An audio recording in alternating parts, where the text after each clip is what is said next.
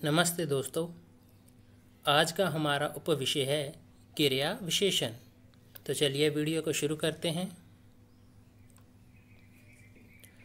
क्रिया विशेषण।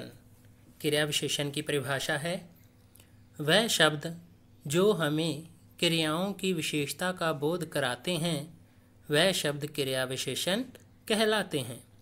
दूसरे शब्दों में कहें तो जिन शब्दों से क्रिया की विशेषता का पता चलता है उन शब्दों को हम क्रिया विशेषण कहते हैं। जैसे हिरन तेज भागता है।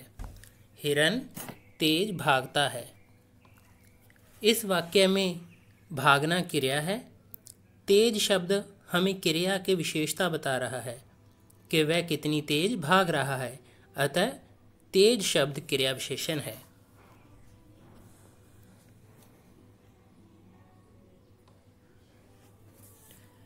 क्रिया विशेषण के कुछ और उदाहरण हैं। वह धीरे धीरे चलता है। वह धीरे धीरे चलता है। खरगोश तेज दौड़ता है।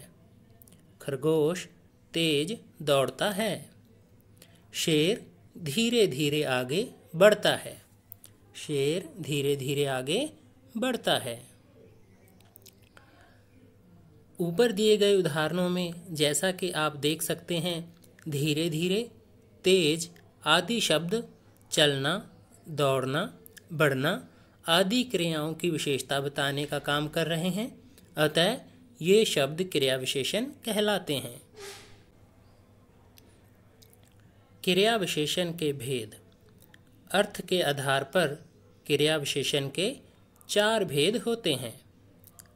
कालवाचक क्रिया विशेषण, रीतिवाचक क्रिया विशेषण, स्थानवाचक क्रिया विशेषण, परिमाणवाचक क्रिया विशेषण। कालवाचक, रीतिवाचक, स्थानवाचक और परिमाणवाचक क्रिया विशेषण। तो चलिए अब हम इसके भेदों का विस्तार पूर्वक वर्णन करते हैं।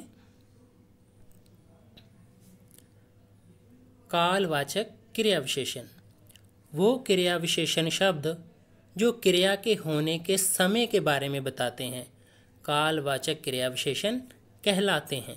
साधारण शब्दों में बात करें तो जिस क्रिया विशेषण शब्द से हमें क्रिया के होने के समय के बारे में पता चलता है उसे हम कालवाचक क्रिया विशेषण कहेंगे।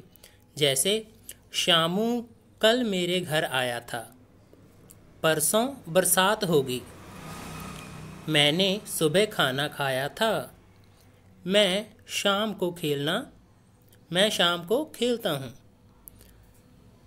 तो ऊपर दिए गए उदाहरणों से हमें निश्चित ही क्रिया के होने के समय के बारे में पता चल रहा है। ऐसे शब्द कालवाचक क्रिया विशेषण के अंतर्गत आते हैं। क्रिया विशेषण की कुछ और उदाहरणें हैं कालवाचक क्रिया विशेषण की। मैं सुबह जल्दी उठता हूँ। मैं सुबह जल्दी उठता हूँ। मैं दोपहर में स्कूल से लौटता हूँ।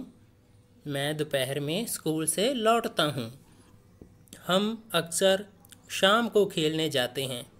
हम अक्सर शाम को खेलने जाते हैं। ऊपर दिए गए उदाहरणों में आप देख सकते हैं कि क्रिया शब्द जैसे आना, खाना, होना, उठना, लौटना आदि के होने के समय के बारे में कल, सुबह, शाम, दोपहर आदि शब्द बता रहे हैं, अतः ये शब्द कालवाचक क्रिया विशेषण के अंतर्गत आएंगे।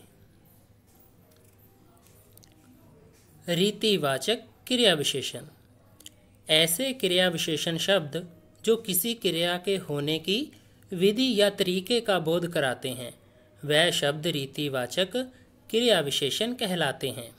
तो साधारण शब्दों में बात करें, जिस क्रिया विशेषण शब्द से हमें क्रिया के होने के किसी ढंग के बारे में या तरीके के बारे में जब पता चलता है तो उस क्रिया विशेषण शब्द को रीतिवाचक क्रिया विशेषण कहेंगे। जैसे सुरेश ध्यान से चलता है। वह फटाफट खाता है। अमित गलत चाल चलता है। उमेश हमेशा सच बोलता है। पीयूष अच्छी तरह काम करता है। नरेंद्र ध्यानपूर्वक पढ़ाई करता है। शेर धीरे धीरे आगे बढ़ता है। तो इस वाक्य में जो लाल रंग के शब्द किए गए हैं ये सारे रीतिवाचक क्रिया विशेषण हैं।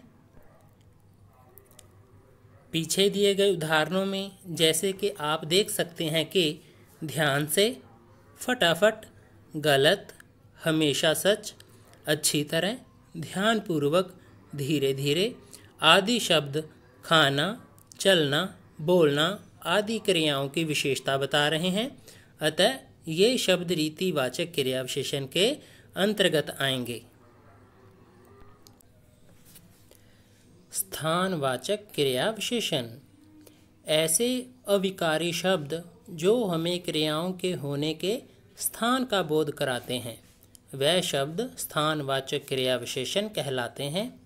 तो साधारण शब्दों में अगर हम बात करें कि ऐसे क्रिया विशेषण शब्द जो हमें किसी क्रिया के स्थान के बारे में कि वो क्रिया किस स्थान पे हो रही है के बारे में बताते हैं वह शब्द स्थानवाचक क्रिया विशेषण कहलाएंगे।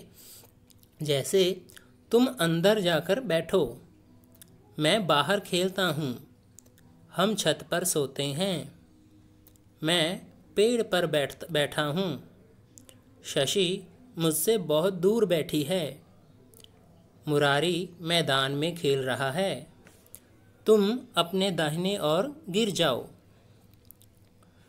तो इस उदाहरणों में जो लाल रंग के शब्द हैं वह स्थानवाचक क्रिया विशेषण है क्योंकि वह क्रियाओं के स्थान के बारे में बता रहे हैं।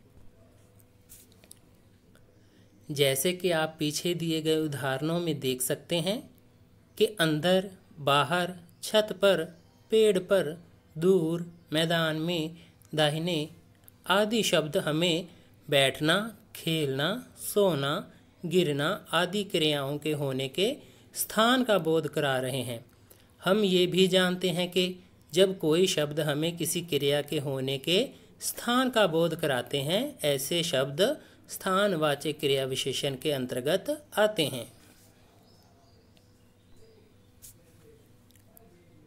परिमाणवाचक क्रिया विशेषण ऐसे क्रिया विशेषण शब्द जिनसे हमें क्रिया के परिमाण, संख्या या मात्रा का पता चलता है वह शब्द परिमाणवाचक क्रिया विशेषण कहलाते हैं। साधारण शब्दों में अगर हम बात करें कि वह क्रिया विशेषण शब्द जिनसे हमें क्रिया की किसी भी संख्या के बारे में, मात्रा के बारे में या उसका नाप तोल के बारे में पता चलता है तो वह शब्द परिमाणवाचक क्रिया विशेषण के अंतर्गत आएंगे। जैसे तुम थोड़ा अधिक खाओ, अमृत बहुत ज़्यादा दौड़ता है, मोहन अधिक खाना खाता है, आयुष उसके दोस्त से ज़्यादा पढ़ता है, अभी तक तुमने पर्याप्त नींद नहीं ली।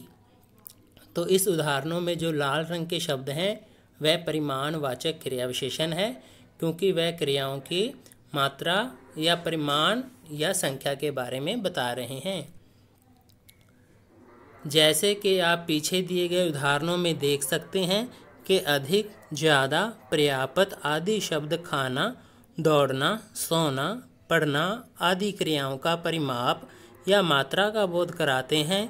परिभाषा से हमें ये जान पड़ता है कि ऐसे शब्द जो हमें क्रिया के होने की मात्रा एवं संख्या का बोध कराते हैं ऐसे शब्द परिमाणवाचक क्रिया विशेषण के अंतर्गत आते हैं।